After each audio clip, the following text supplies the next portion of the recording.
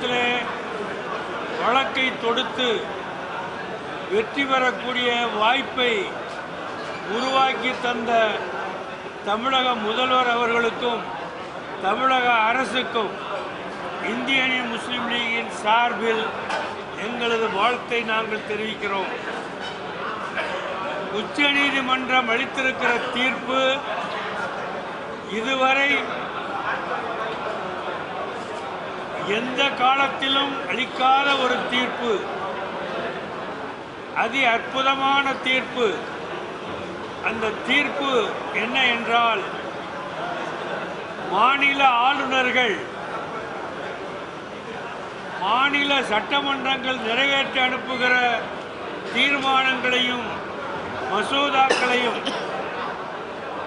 அவர்கள் அனுமதி தராமல், ஒப்புதல் தராமல், அல்லது ஒதுக்காமல், அல்லது ஜனாதிபதிக்கு அனுப்பாமல், அல்லது திருப்பி அனுப்பாமல் இருக்கக்கூடிய காலகட்டம் இந்திய அரசியல் சாசனத்தில் 200வது விதியின்படி சொல்லப்பட்டிருப்பது என்ன என்றால், மாநில ஆளுநர்கள் இந்த நடைமுறையை as soon as possible, கூடிய விரைவில் செய்ய வேண்டும் என்று குறிப்பிடப்பட்டிருக்கிறது. 75 ஆண்டு காலமாக இந்திய அரசியலில் மாநில ஆளுநர்கள் இந்த as soon as possible என்ற அந்த சட்ட விதிக்கு இதுவரை எந்த முடிவும் செய்யாமல் அவர்களுடைய இஷ்டத்திற்கு எதேச்சாதிகார முறையில் நடந்து வந்ததற்கெல்லாம் முற்றுப்புள்ளி வைக்கக்கூடிய முறையிலே உச்ச நீதிமன்றம் 2 தினங்களுக்கு முன்பு ஒரு அற்புதமான தீர்ப்பை தந்திருக்கிறது. as soon as possible என்பது, அதிவிரைவு என்பது 1 மாதத்திலிருந்து 3 மாதத்திற்குள் அத்தனையும் செய்யப்பட வேண்டும். அதுதான் ஆளுநருக்கு உள்ள வரையறை என்று தெளிவுபடுத்தியிருக்கிறது.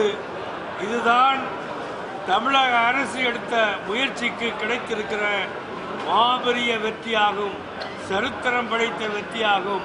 இந்த வெற்றியின் மூலமாக கவர்னருடைய அதிகாரங்கள் என்பது எதேச்சாதிகார அதிகாரம் அல்ல, மன்னராட்சி அதிகாரம் அல்ல, தங்களுடைய இஷ்டத்திற்கு ஆளக்கூடிய அதிகாரம் அல்ல, ஜனநாயக முறைப்படி சட்டத்திற்கு உட்பட்டு நடக்கக்கூடிய நடைமுறை என்பதை இந்த உச்ச நீதிமன்ற தீர்ப்பு வழங்கியிருக்க காரணத்தினாலே இந்த செயற்குழு கூட்டத்தில் உச்ச நீதிமன்றத்திற்கு நன்றி சொல்வதோடு, உச்ச நீதிமன்றத்தில் வழக்கு தொடுத்து அதற்காக வாதாடி மக்களும் மாநில அரசுகளும் காலமெல்லாம் போற்றி வரவேற்கக்கூடிய ஒரு தீர்ப்பை பெற்ற தமிழக முதல்வருக்கு, தமிழக அரசுக்கு மீண்டும் நாங்கள் நன்றியையும் பாராட்டியும் தெரிவிக்கக்கூடிய தீர்மானத்தை இங்கு நிறைவேற்றியிருக்கிறோம்.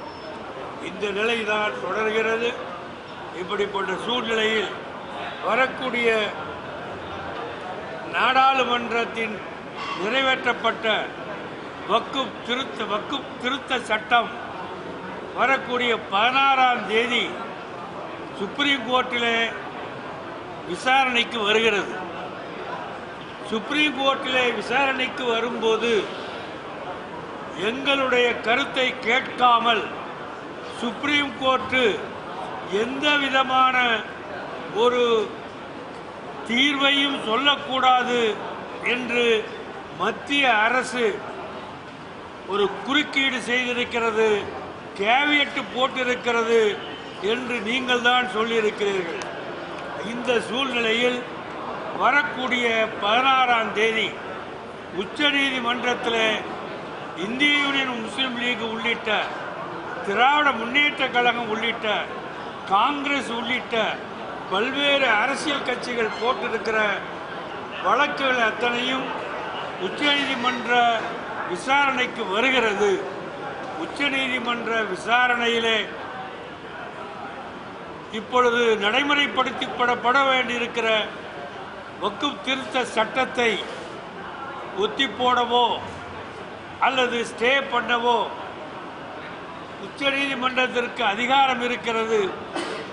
இந்திய அரசியல் சாசனத்துக்கு முற்றிலும் முரண்பாடான எதிரான ஒரு சட்டம் இது என்பதை அரசியல் கட்சிகள் தெளிவுபடுத்தியிருக்கிறது.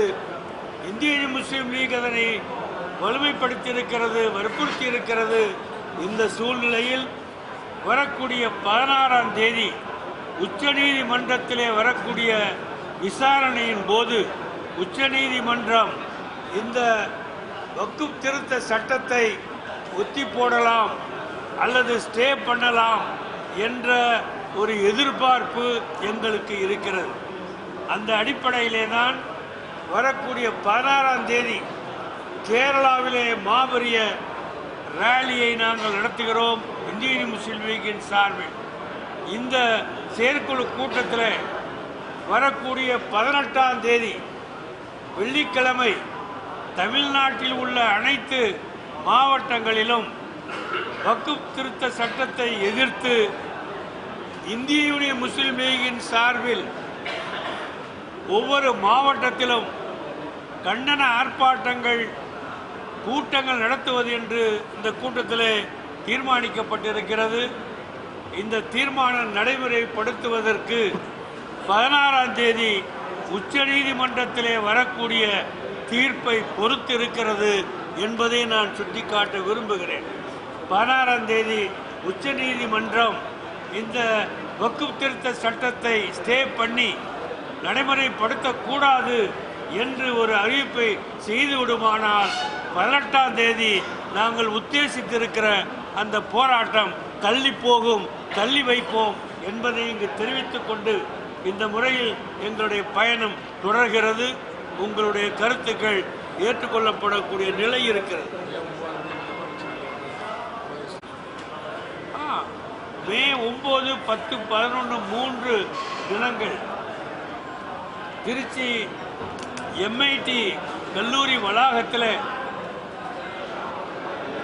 இஸ்லாமிய இலக்கிய கழகத்தினுடைய 9வது உலக மாநாடு 9வது உலக மாநாடு இஸ்லாமிய இலக்கிய கழகத்தின் இஸ்லாமிய 9வது மாநிலம் 9வது உலக இஸ்லாமிய தமிழ் இலக்கிய மாநாடு 9வது மாநாடு நடக்கிறது. 9, 10, 11, 3 தேதிகளிலே நடக்கிறது. அதில் ஆரம்ப முதல் நாளிலே தமிழக முதல்வர் அவர்கள் மாநாட்டை துவங்கி வைக்கிறார். அது 3 நாள் நடக்கிறது. உலகம் முழுவதிலும் இருந்து 700க்கு மேற்பட்ட பிரதிநிதிகள் டெலிகேட்ஸ் அதில் பங்கேற்கிறார்கள். இலக்கியங்களை பற்றி, தமிழை பற்றி, தமிழுக்கு தமிழ்நாட்டில் உள்ள இஸ்லாமிய சமுதாயம் ஆற்றிருக்கிற அந்த பணிகளை பற்றி அந்த மாநாட்டிலே விவரிக்கப்படுகிறது. அதில் கலந்து கொள்ளக்கூடிய நிலையில் இருக்கிறது. தமிழக முதல்வர் வருவதற்கு ஒத்துக்கொண்டிருக்கிறார். அதற்காக நாங்கள் ஏற்பாடு செய்து கொண்டிருக்கிறோம். அடுத்து இந்திய முஸ்லீம் லீகின் சார்பாக இந்த வருடத்தின் இறுதியில் டிசம்பர் 28ஆம் தேதி ஞாயிற்றுக்கிழமை கும்பகோணத்துக்கு அருகிலே சுவாமிமலைக்கு அருகிலே உள்ள மிகப்பெரிய மைதானத்தில் தமிழ்நாட்டிலே உள்ள 8000க்கு மேற்பட்ட மசூதிகளை மையமாக கொண்ட மஹல்லா ஜமாத்துக்கள் மாநாடுகளை நடத்துகிறோம். அந்த மாநாட்டில் தமிழக முதல்வர் அவர்கள் பங்கேற்கிறார்கள். அவர்களை அழைத்திருக்கிறோம், ஒப்புக்கொண்டிருக்கிறார்கள். ஆக தமிழ்நாட்டில் உள்ள 8000க்கு மேற்பட்ட மஹல்லா ஜமாத்துக்களுடைய நிர்வாகிகளுடைய மாநாட்டை அங்கு நடத்துகிறோம். அதனுடைய நோக்கம் என்னன்னு சொன்னால், தமிழ்நாட்டில் உள்ள 8000 மஹல்லா ஜமாத்துக்களிலே நிர்வாகங்கள் இருப்பது, அங்கே உள்ள ஏழை எளியவர்களுக்கு எப்படிப்பட்ட உதவிகள் நாங்கள் செய்கிறோம், திருமணத்தை எப்படி நடத்துகிறோம், இல்லாத எளியவர்களுக்கு என்ன வகையான உதவிகளை நாங்கள் செய்கிறோம், ஆண்களுக்கு பெண்களுக்கு எப்படிப்பட்ட உதவிகள் நாம் செய்கிறோம், அந்தந்த மஹல்லாவுக்கு உட்பட்ட பகுதிகளிலே உள்ள ஏழை எளிய வீடு இல்லாதவர்களுக்கு இறை இல்லமான இறை அறுப்படை இல்லங்களை நாங்கள் கட்டி கொடுப்பது, கட்டி இல்லாத கடனை கொடுப்பது, அந்த மஹல்லாவிலே உள்ள மக்களுக்கு வளர்ச்சியை முன்னேற்றத்திற்கு தொழில் முன்னேற்றத்திற்கு என்னென்ன வகையெல்லாம் ஹெல்ப் பண்ணுவது உதவி செய்வது என்பதை பற்றியாக அது நிச்சயமாக அதில் நாங்கள் சொல்லுவோம். அதோட அதில் முக்கியமாக ஒன்று தமிழ்நாட்டிலே உள்ள மஹல்லா ஜமாத் இந்த மாநாட்டுடைய மிக முக்கியமான அம்சம் என்னன்னு சொன்னால், தமிழ்நாட்டிலே இஸ்லாத்தை பற்றியும் முஸ்லிம்களை பற்றியும் சமூக நல்லிணக்கத்தை பற்றியும் நூல் எழுதிய பெரியவர்கள் அறிஞர்கள் மூவரை தேர்ந்தெடுத்து அந்த மூவருக்கும் நாங்கள் விருதுகள் வழங்கி பொற்களி தந்து பாராட்டுவது எங்கள் வழக்கம். அந்த மாநாட்டிலே அப்படித்தான் நாங்கள் பாராட்டி வந்திருக்கிறோம். அதற்கான முயற்சியை நாங்கள் செய்து கொண்டிருக்கிறோம். அந்த மூவர் யார் என்பதை எங்கள் கமிட்டியில் குழுவில் உட்கார்ந்து சேர்ந்து அறிவிக்க இருக்கிறோம். அதுவும் அந்த மாநாட்டிலே நடைபெறும். அந்த மாநாட்டுக்கு இந்தியா முழுவதில் உள்ள ஜமியத்துல் உலமா தலைவர்கள்,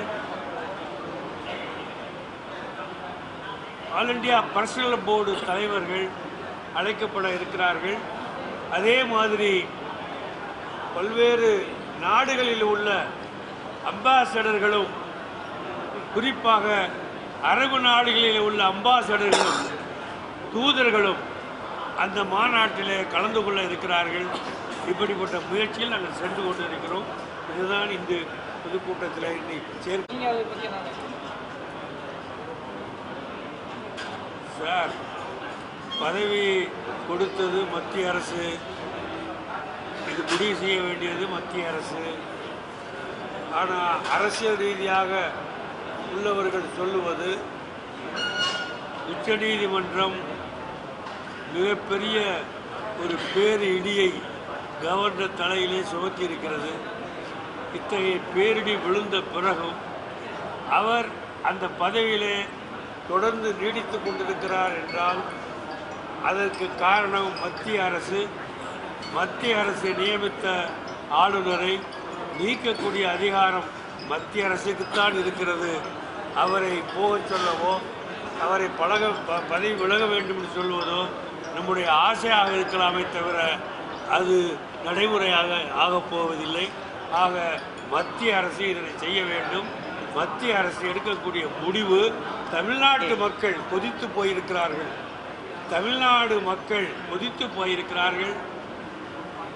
தமிழ்நாட்டு ஆளுநர் தொடர்ந்து செய்திருக்கிற காரியங்களினால் தமிழ்நாட்டு அரசு மட்டுமல்ல, உச்ச நீதிமன்றம் மட்டுமல்ல, தமிழ்நாட்டு மக்களே கொதித்து போயிருக்கிறார்கள். தமிழ்நாட்டு மக்கள் கொதித்து போகிற அந்த கொதிப்பை அடக்க வேண்டும் என்று மத்திய அரசு நினைத்தால் ஆளுநரை மாற்றுவது வேறு வழி கிடையாது. அதை செய்வார்களா என்று பொறுத்திருந்தால் பார்க்க வேண்டும். செயற்குழுவில் எத்தனை தொகுதி என்று எந்த முடிவு செய்யவில்லை. ஆனால் குறைஞ்சது 8 தொகுதி கேட்க வேண்டும் என்று பல்வேறு மாவட்டங்களில் வந்தவர்கள் அடிக்கடி வலியுறுத்தி சொல்லியிருக்கிறார்கள். ஏனென்று சொன்னால், நாங்கள் அந்த காலத்திலிருந்து 8 தொகுதிகளிலே நிற்பது எங்கள் பழக்கம்.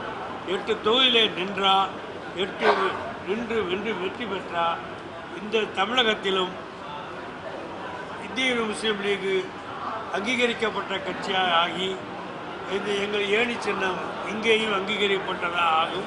இப்பொழுதும் ஏணி சின்னம் தான் எங்களுக்கு இருந்தாலும் தமிழகத்திலும் அங்கீகாரம் வரக்கூடிய அளவுக்கு 8 தொகுதியில் வெற்றி பெறலாம்.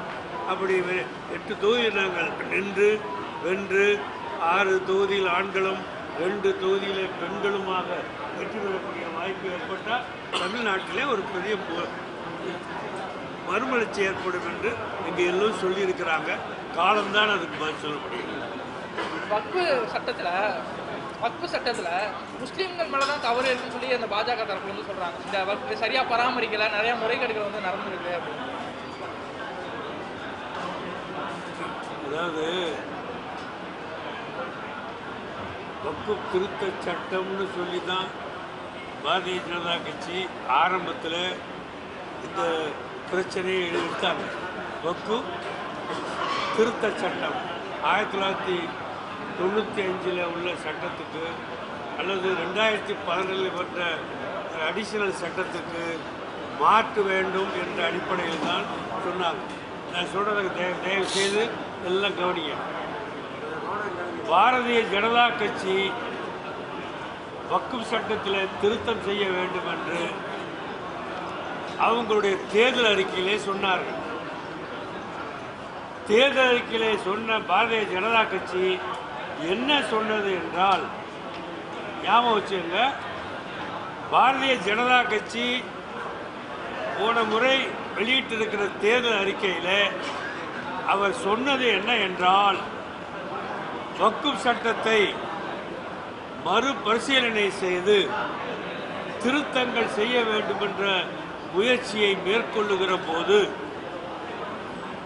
இந்தியாவில் உள்ள மார்க்க மேதைகளை நாங்கள் ஆலோசிப்போம்.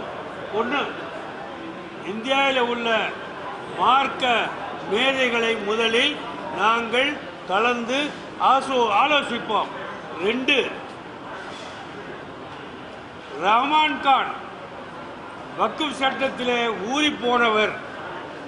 ரஹ்மான் கான் அவர்களுடைய ஆலோசனை பெற்று இஸ்லாமிய மார்க்க அறிஞர்களுடைய ஆலோசனையை பெற்று, ரஹ்மான் கான் அவர்களுடைய ஆலோசனையை பெற்று இந்த வக்ஃப் திருத்தத்தை நாங்கள் கொண்டு வருவோம் என்று சொன்னது நாங்கள் அல்ல. பாரதிய ஜனதா கட்சி தங்களுடைய எலெக்ஷன் மேனிஃபெஸ்டோவில் தேர்தல் அறிக்கையிலே மிக தெளிவாக சொல்லியிருக்கிறார். உண்டா இல்லையா நீங்கள் போய் பார்த்து. இப்போ நான் கேட்குற கேள்வி என்னன்னா, வக்ஃப் சட்டத்தில் திருத்தம் கொண்டு வந்தீர்களே, இருக்கிற சட்டத்தில் 44 திருத்தங்களை நீங்கள் கொண்டு வந்தீர்கள். இந்த 44 திருத்தங்களை நீங்கள் கொண்டு வருவதற்கு முன்பு நீங்கள் சொன்னபடி இந்தியாவில் உள்ள இஸ்லாமிய மார்க்க அறிஞர்களை கலந்து ஏதாவது பேசினீர்களா? இல்லை. இந்திய முஸ்லீம் லீக் சார்பாக நாங்கள் அடிக்கடி இதை நினைவுபடுத்துகிறோம். நீங்கள் சட்டத்தை திருத்துவதற்கான முயற்சி பண்ணுகிறீர்கள். அப்படி பண்ணுகிற போது இஸ்லாமிய மார்க்க அறிஞர்களுடைய கருத்துக்களை, ஆலோசனைகளை தயவு செய்து நீங்கள் பெற்று, அதே மாதிரி நீங்கள் தேர்தல் அறிக்கையிலே சொன்ன அறிவித்தபடி ரஹ்மான் கான் அவர்களுடைய ஆலோசனையை பெற்று இந்த திருத்தங்களை கொண்டு வந்தால் இந்தியாவில் உள்ள அனைத்து முஸ்லிம் சமுதாயமும் மனதார ஏற்று வரவேற்கும் என்று நாங்கள் சொன்னோம். அன்றும் சொன்னோம். தமிழ்நாட்டுக்கு வந்த JFC கூட்டுக்குழுவுக்கு வந்தார்கள், அங்கேயும் சொன்னோம். டெல்லியிலே போய் அங்கேயும் சொன்னோம். எங்களது பாராளுமன்ற உறுப்பினர் இங்கு இருக்கிறார், 5 பேர் பாராளுமன்றத்தில் இருக்கிறார்கள், 5 பேரும் அதனை சொன்னார்கள். ஆனால் மத்திய அரசு, மோடி அரசு அதை பற்றி கவலைப்படவில்லை. அவர்கள் இஷ்டத்துக்கு சட்டத்தை மாற்றி, அவர்கள் இல்லாத ஒன்றை, வக்ஃப் சட்டத்தில் இல்லாத ஒன்றை புதிதாக இணைச்சு இந்திய சாசனத்திலே கொடுக்கப்பட்டிருக்கிற உரிமைகளை எல்லாம் மீறி, உரிமைகளை எல்லாம் தவிர்த்து, மத அடிப்படையில் உள்ள அடிப்படையை இல்லாமல் ஆக்கக்கூடிய முயற்சியில் மேற்கொண்ட காரணத்தினாலே தான் அதை நாங்கள் ஏற்கிறோம். முதல் விஷயம், வக்ஃப் சட்ட திருத்தத்தை பாராளுமன்றத்தில் இன்ட்ரடியூஸ் பண்ணுகிற நேரத்தில் பாராளுமன்ற விவகார அமைச்சர் அந்த சட்டத்தை இன்ட்ரோடியூஸ் பண்ணுகிற, அறிமுகப்படுத்துகிற நேரத்திலே ஒன்று செய்தார். என்ன, இந்தியாவிலே முஸ்லிம்களுக்கான வக்ஃப் சட்டத்தை 1913 1920 உருவாக்கப்பட்ட மத்திய முஸ்லிம்களுடைய வக்ஃப் சட்டத்தை ரிப்பீல் பண்ணுவதாக அறிவித்தார். இது பல பேருக்கு தெரியாது. ஏன் அறிவித்தார்? முஸ்லிம் என்ற பெயரை இல்லாமல் ஆக்க வேண்டும் அறிவித்தார். இன்று வக்ஃப் சட்டத்தில் அவர் திருத்தி வந்திருக்கிறது என்ன என்றால், வக்ஃப் என்கிற முஸ்லிம் என்கிற பேர் மட்டும் இல்லை, வக்ஃப் என்ற வார்த்தையே கிடையாது. நீங்களெல்லாம் பத்திரிகையாளர்கள், பத்திரிகையை போட்டிருக்கிறீர்கள். என்ன பாராளுமன்றத்தில் நிறைவேற்றப்பட்ட சட்டம், அதற்கு பேர் என்ன வைத்திருக்கிறாங்க தெரியுமா? உமீது. உமீதுனா என்ன? யூனிஃபைடு. அவர்கள் சொன்னது unified Waqf Muslim efficient empowerment and development அப்படின்னு சொல்லிட்டு அந்த யூனிஃபைடு வக்குஃப் முஸ்லீம் மேனேஜ்மெண்ட் என்பதை எடுத்துட்டு என்ன பண்ணிட்டாங்க? இந்த வக்குங்கிற வார்த்தையை எடுத்துட்டு உமீது என்கிற பெயரை வைத்தார். நாங்கள் சொன்னோம், எனக்கு தேசிய செயற்குழு கூட்டத்தில் உமீதுன்னு பேர் வச்சிருக்கிய, வக்குஃப்னு வார்த்தையை முன்னாடி சொன்னேன். ஆனால் சட்டத்தை நீங்கள் சொல்லும்போது உமீது என்கிற வக்குஃபை எடுத்துட்டியே. ஆக இந்தியாவில் உள்ள முஸ்லீம் சம்பந்தப்பட்ட இது சட்டமே கிடையாது, நாங்கள் சொல்லுவதுதான் சட்டம் என்கிற அளவுக்கு இந்த சட்டத்தை அரசு திணித்திருக்கிறது. இது திருத்தி அல்ல, அவர்கள் நினைத்ததை திருத்தி திணித்து ஒரு புதிய சட்டத்தை உருவாக்கி கொண்டு மிகப்பெரிய கபட நாடகத்தை நடத்தியிருக்கிறார். ஆகவே தான் இதனை எதிர்ப்பது.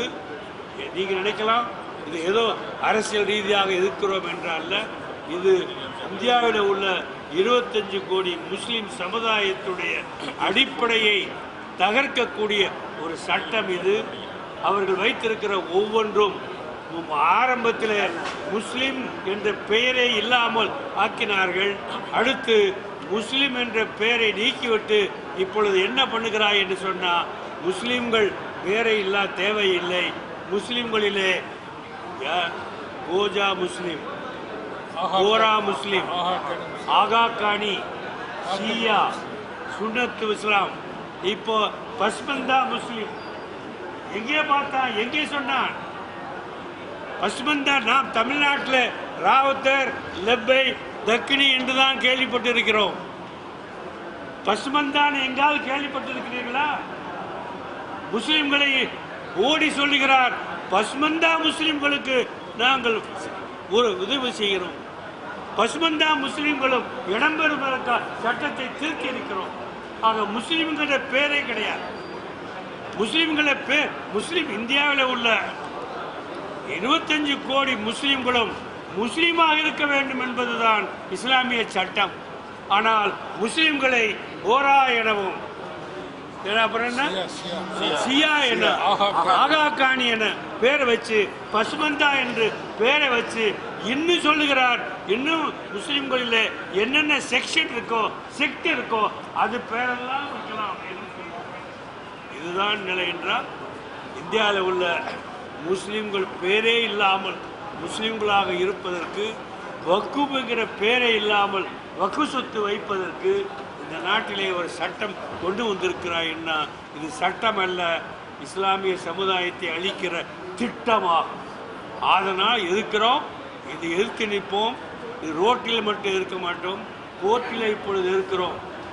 கோர்ட்டினுடைய முடிவு எங்களுக்கு சாதகமாக இல்லை என்று சொன்னால் எங்களுடைய எதிர்ப்பு கோர்ட்டோட நிற்காது, ரோட்டுக்கும் போவோம்.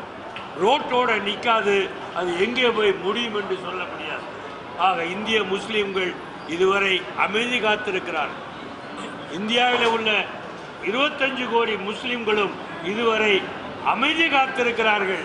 ஆனால் அமைதியான இறைவனை நம்பி வாழக்கூடிய முஸ்லீம்களை நீங்கள் தூண்டி விடாதீர்கள், எழுப்பி விடாதீர்கள். தேவையில்லாத முறையில் இந்த சமுதாயத்தை கெடுத்து விடாதீர்கள். அதுதான் எங்களுடைய வேண்டுகோள். கோர்ட்டை நாங்கள் ஏற்படுத்துகிற அந்த தீர்ப்பு வரவேற்க வேண்டிய தீர்ப்பாக இருக்கும். நிச்சயமாக உச்சநீதிமன்றம் எங்களுக்கு நியாயத்தை, நீதியை வழங்கும் என்ற நம்பிக்கை எங்களுக்கு இருக்கிறது. அமித்ஷா இன்னைக்கு வந்து தமிழ்நாடு வராரு, ஏடிஎம்கேயோட கூட்டணி உறுதியாகும் அப்படிங்கிற மாதிரி சொல்றாங்க. ஆனால் ஆகிட்டு போகுது, அவர் இஷ்டம். அவர் ஆகிட்டு அவர் ஆக்குனா அவர் ஆகுறாரு. ஏற்கனவே அவங்க நேற்று நீட்டு இல்லை, அதை பற்றி எங்களுக்கு கவலை இல்லை பாய். தமிழ்நாடு திராவிட மாடல் ஆட்சி நடத்தக்கூடிய முத்துவேல், கலைஞர், கருணாநிதி, ஸ்டாலின் முதலமைச்சராக இருக்கிறார். தமிழக முதலமைச்சர் மாண்புமிகு ஸ்டாலின் அவர்கள் தலைமை தாங்கக்கூடிய திராவிட முன்னேற்ற கழகத்தில் இந்திய யூனியன் முஸ்லீம் லீഗ് அங்க வைக்கிறது. அன்றும் வைத்தது, இன்னும் வைக்கிறது, என்றும் வைப்போம். இதுக்கு என்ன காரணம்னு சொன்னால், திராவிட மாடல் ஆட்சி என்பது நாங்கள் ஏற்றுக்கொண்டிருக்கிற ஆட்சி. இஸ்லாமிய கொள்கை எதுவோ அது பிரதிபலிக்கக்கூடிய ஆட்சியாக நாங்கள் பார்க்கிறோம். ஒன்றே குலம் ஒருவனே தேவன் என்று நீங்கள் சொல்லுகிறீர்கள், அதை திராவிட மாடல் ஆட்சி சொல்லுகிறது. ஒன்றே குலம் என்றும் ஒருவனே தேவன் என்றும் திராவிட மாடல் ஆட்சி சொல்லிக் கொண்டிருக்கிறது. யாதும் ஊர் யாவரும் கேளிர், எல்லா நமது மக்கள் எல்லோரும் நமது உறவினர்கள் என்று தத்துவம், தமிழ் தத்துவம், அது திராவிட மாடல் ஆட்சி சொல்லிக் கொண்டிருக்கிறது. மூணாவது, பிறப்புக்கும் எல்லா உயிருக்கும் என்ற குறளின் தத்துவத்தை பிரதிபலித்துக் கொண்டிருக்கிறது. ஆக இந்த அடிப்படையில் இருக்கக்கூடிய இந்த தத்துவங்கள் என்பது யான் பெற்ற இன்பம் பெருகைய வையகம் என்பதை திராவிட மாடல் ஆட்சி தொடர்ந்து வலியுறுத்தி கொண்டிருக்கிறது. இந்த நான் சொன்ன இந்த 4 விஷயங்கள், ஒன்றே குலம் ஒருவனே தேவன், யாதும் ஊர் யாவரும் கேளீர், பிறப்புக்கும் எல்லா உயிருக்கும் யான் பெற்ற இன்பம் பெருகைய வையகம் என்ற இந்த 4 கூறுகளும் நபிகள் நாயகம் எங்களுக்கு போதித்தவை, குர்ஆன் எங்களுக்கு சொல்லிக் கொடுத்தது, இஸ்லாம் சொல்லிக் கொடுத்தது. 1400 ஆண்டு காலமாக நாங்கள் பின்பற்றி வரக்கூடிய கொள்கைகள் இவை. ஆக நாங்கள் பின்பற்றி வரக்கூடிய கொள்கைகளுடைய பிரதிபலிப்புகள் திராவிட மாடல் ஆட்சி என்கிற திராவிட முன்னேற்ற சொல்லுகிற காரணத்தினாலே தான் திராவிட முன்னேற்ற கழகத்தோடு நாங்கள் கொண்டிருக்கிற உறவு கொள்கை ரீதியானது. இது தேர்தல் உறவல்ல, கொள்கை ரீதியானது. அது முன்பும் இருந்தது, இன்றும் இருக்கிறது என்று